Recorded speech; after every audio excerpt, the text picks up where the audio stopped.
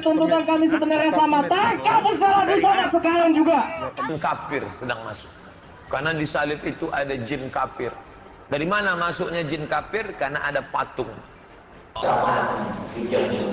Tanyalah jamaah, apa hukum dalam agama Islam tentang patung? Saya jawab dengan hadis Nabi. Karena saya tak pernah menjawab menurut saya. Oh siapa? Malaikat tak masuk ke dalam rumah kalau di rumah itu ada patung. Kenapa malaikat tak mau masuk ke dalam rumah ada patung? Karena di patung itu ada jin, ada setan tempat tinggalnya. Kalau tak percaya tanya sama Ustadz Musdar. Orang yang diganggu jin hantu setan di ruqyah tak boleh ada patung di rumahnya. Ada patung, buang-buang semua. Karena tempat dia berdiam di dalam. Menjelaskan tentang hukum Islam. Salahkah perbuatan saya itu? Mau bersaksi di pengadilan nanti? Dah selesai. Pak Polsek ada, Pak Dan Ramil ada, Pak Camat ada, Pak anggota Dewan ada. Pengacara siap-siap boleh. Ustadz Somad ini teroris. Kalau polisi diam, artinya polisi takut. Nah, negara ini rusak ini. Ini teroris ini. Segera proses dan ditangkap. Salam damai sejahtera bagi kita semua, berjumpa kembali dengan saya di dalam kasih anugerahnya. Terima kasih bagi teman-teman yang senantiasa setia mendukung dan memberi support dalam perkembangan channel ini. Kiranya saudara dan saya sehat-sehat selalu. Pada kesempatan kali ini kita akan menyaksikan di mana warga ngamuk dan menyuarakan serta mendesak polisi untuk menangkap Ustadz Abdul Somad. Mengapa saudara? Sebab Ustadz Abdul Somad membahayakan di tengah-tengah masyarakat. Bahkan bapak-bapak ini menyatakan sikap secara tegas. Kalau polisi tidak menangkap Ustadz Abdul Somad, berarti polisi takut. Jikalau polisi takut untuk menangkap Ustadz Abdul Somad, maka seluruh penjuru NKRI akan turun tangan, saudara. Nah, teman-teman, pertanyaannya adalah mengapa warga mendesak polisi untuk menangkap Ustadz Abdul Somad? Karena Ustadz Abdul Somad ini berbahaya, sangat berbahaya. Itu sebabnya bapak-bapak ini menyebut Ustadz Abdul Somad adalah seorang teroris. Teroris, saudara. Inilah dia videonya yang berikut ini. Jin kafir sedang masuk. Karena di salib itu ada jin kafir. Dari mana masuknya jin kafir? Karena ada patung.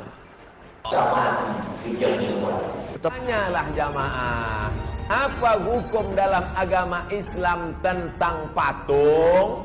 Saya jawab dengan hadis Nabi. Karena saya tak pernah menjawab menurut saya. Oh siapa? Malaikat tak masuk ke dalam rumah kalau di rumah itu ada patung. Kenapa malaikat tak mau masuk ke dalam rumah ada patung? Karena di patung itu ada jin, ada setan tempat tinggalnya. Kalau tak percaya tanya sama Ustadz Musdar. Orang yang diganggu jin hantu setan di ruqyah tak boleh ada patung di rumahnya. Ada patung, buang-buang semua. Karena tempat dia berdiam di dalam. Menjelaskan tentang hukum Islam. Salahkah perbuatan saya itu? Mau bersaksi di pengadilan nanti? Dah selesai. Pak Polsek ada, Pak Dan Ramil ada, Pak Camat ada, Pak anggota Dewan ada. Pengacara siap-siap boleh. Ustadz Somad ini teroris. Kalau polisi diam, artinya polisi takut. Nah, negara ini rusak ini. Ini teroris ini. Segera proses dan ditangkap. Tangkap ini Ustadz. Segera tangkap. Kalau Kapolri tidak bisa tangkap Ustadz Somad, saya tegaskan.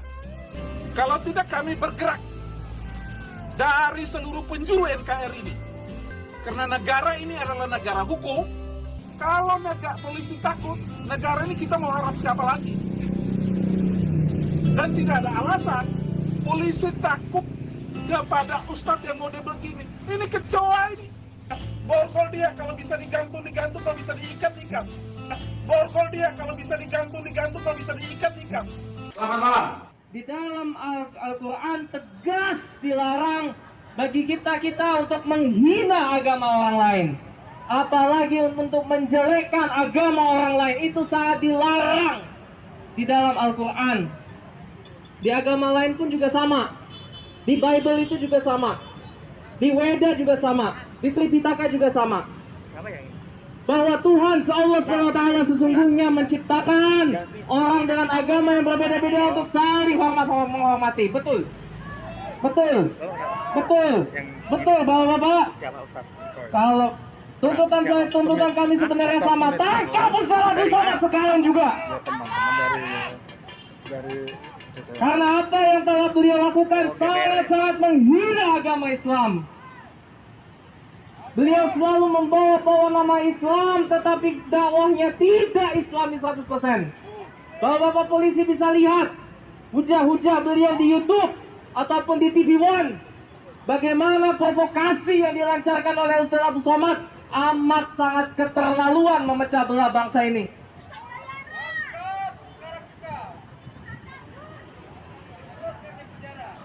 Hadirin wa hadirat yang dimuliakan oleh Allah Subhanahu wa taala.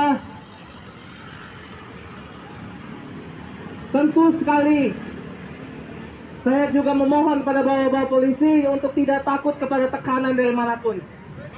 Tanamkan dalam hati bapak-bapak, la haula wala quwwata illa billah. Tidak ada kekuatan lain selain kekuatan dari Allah. Sekuat apapun yang membackingi warga RW sebelah, tetaplah Allah yang lebih kuat, Pak. Menyikapi kasusnya saudara Muhammad KC, maka kami Laskar Timur Indonesia sebagai bagian dari anak bangsa, kami menyatakan sikap dan menuntut pemerintah. Yang pertama, kami minta agar Polri bertindak adil dan tidak menerapkan standar ganda terhadap kasus saudara Muhammad KC. Sebab sejak tahun 2019 sudah ada laporan kasus yang sama yang dilakukan oleh saudara Yahya Waloni dan saudara Ustadz Abdul Somad. Namun sampai hari ini, tahun 2021, Polri belum menindaklanjuti satupun laporan, baik yang di Mabes Polri maupun di beberapa Polda di Indonesia ini. Di sini kami melihat Polri melakukan standar ganda, di mana kasus yang sama yang dilakukan oleh orang dari kelompok minoritas yang dianggap menista kelompok mayoritas, Polri bertindak begitu cepat menangkap dan memproses pelaku. Selain Muhammad KC, Ahok, Meliana, itu adalah bukti orang-orang yang begitu cepat ditindak oleh Polri atas laporan dari kelompok mayoritas. Namun sayangnya Polri terkesan lambat, bahkan membiarkan dan tidak menindaklanjuti laporan terhadap Yahya Waloni dan Ustadz Abdul Somad. Intern umat Islam didengar oleh orang lain, dia lapor. Tentu itu baliknya kepada hukum negara. Kita serahkan kepada hukum. Kita tinggal di negara hukum. Kita serahkan kepada hukum. Selanjutnya saya serahkan kepada Allah Subhanahu wa taala. Itu yang dapat saya sampaikan terkait masalah ini. Kebodohan lain dari Anda yang sangat menyolok itu adalah karena Anda mengatakan bahwa bahkan setelah mati pun muat di ambulans ya. Lalu ada simbol salibnya di situ juga. Jangan sampai terjadi kasus Abdul Somad ini menjadi Habib Rizik jilid 2. Hanya menjadi laporan dan didiamkan atau laporan dan hilang.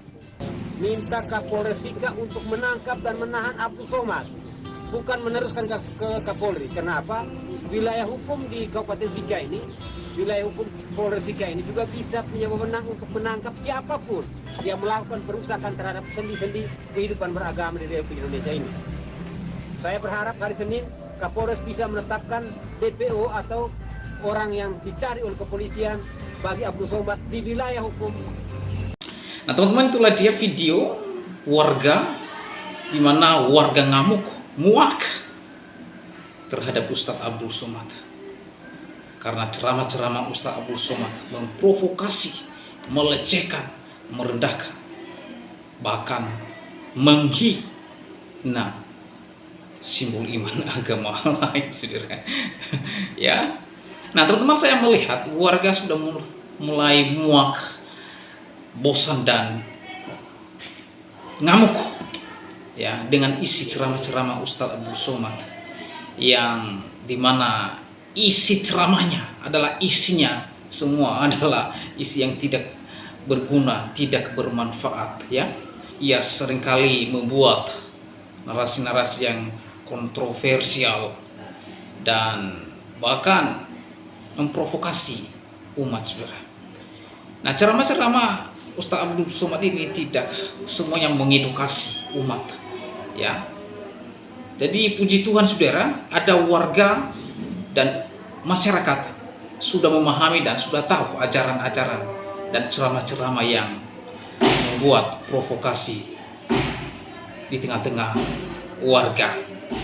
Nah, salah satu ceramah yang populer yang membuat Ustadz Abdul Somad ini terkenal di jagat raya ini karena videonya yang melecehkan, merendahkan simbol iman agama lain, yaitu salib. Dan selain salib, ia juga melecehkan dan menista kata haleluya, di mana kata haleluya ini merupakan kata yang paling sakral dalam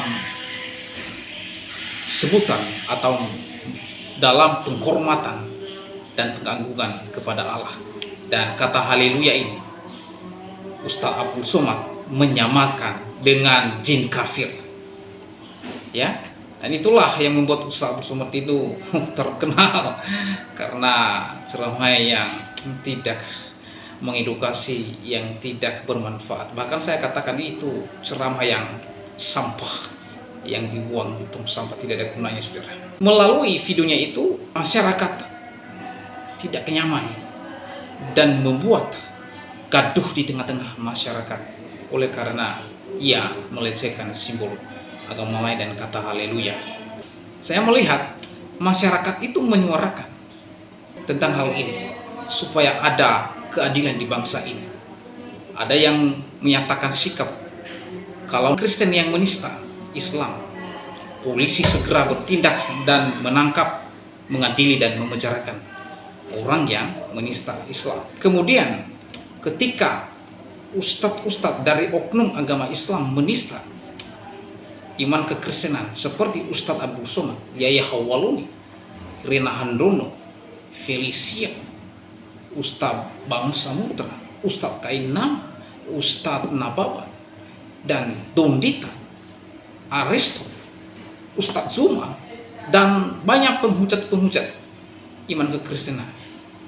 Mereka bebas melecehkan, mereka bebas menista iman kekristenan, tetapi polisi tidak cepat bergerak. Tetapi kalau di kalangan umat Kristiani yang melecehkan agama lain seperti Islam, maka polisi segera bertindak, menangkap, mengadili dan memenjarakan, saudara. Ya, itulah sebabnya tadi kalau kita melihat video-video itu ada banyak warga, ada juga pemuda, ada oknum-oknum juga para pendeta yang menyuarakan akan hal ini. Karena apa, saudara? Supaya mendapatkan keadilan di bangsa ini. Bukan hanya Kristen yang harus ditindak secara tegas, tetapi juga hal yang sama yang digunakan, yang dipakai untuk menangkap dan memenjarakan juga orang-orang yang menghina Yesus Kristus dan salib. Ya. Jadi itulah sebabnya mereka menyuarakan, ngamuk dan menyerukan akan hal ini supaya pemerintah, polisi bisa mendengar akan hal ini. Karena inilah masalah yang ada di tengah-tengah masyarakat yang sampai saat ini belum bisa diselesaikan oleh pemerintah. Ya. Penolakan rumah ibadah, pembubaran rumah ibadah, bahkan sikap dan kelakuan seorang RT yang mengubarkan ibadah rosario pemuda Katolik dan hukumnya adalah seorang pejabat yang bekerja di pemerintahan desa. Oleh sebab itu saya setuju kalau Ustadz Abdul Somad ini ditangkap, diadili dan dipenjara. Mengapa, saudara? harus ada efek jerat terhadap pelecehan yang penghinaannya terhadap simbol iman kekristenan dan kata haleluya, dengan tujuan supaya menjadi pembelajaran bagi orang lain, tidak serta-merta melecehkan, merendahkan iman anak dan agama lain. Jadi kalau ada efek jerat dan konsekuensi hukum terhadap apa yang dia lakukan, maka orang lain berhati-hati dan berpikir 1000 kali kalau ia menghujat Yesus Kristus dan iman kekristenan. Itu sebabnya harus diberikan efek jerat bagi orang yang menista agama lain. Ya. Oleh karena itu, bagaimana tanggapan dan pendapat teman-teman setelah menyaksikan videonya? Berharap teman-teman memberikan komentar yang mengedukasi, bermanfaat, dan memberkati antara satu dengan yang lain. Demikian video saya kali ini, sampai bertemu di video saya selanjutnya. Tuhan Yesus memberkati kita semua. Shalom.